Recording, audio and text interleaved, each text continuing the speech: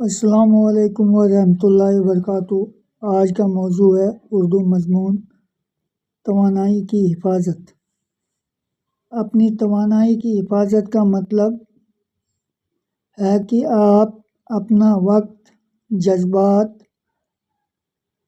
کی جمع جذبات اور توجہ کہاں لگاتے ہیں، اس کے بارے میں محتاط رہنا۔ آپ کی توانائی محدود ہے اور ہر کوئی یا ہر چیز اس کے لائق نہیں ہے۔ جب آپ اس کی حفاظت کرتے ہیں تو آپ اپنے امن کی حفاظت کرتے ہیں۔ منفی لوگ، غیر ضروری بحثیں اور مسلسل تناؤ آپ کی توانائی کو ختم کر سکتا ہے۔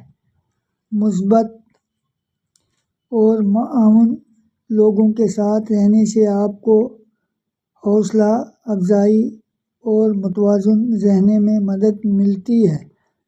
حدود، حد کی جمع حدود کا تعین آپ کی توانائی کی حفاظت کا ایک اہم حصہ ہے۔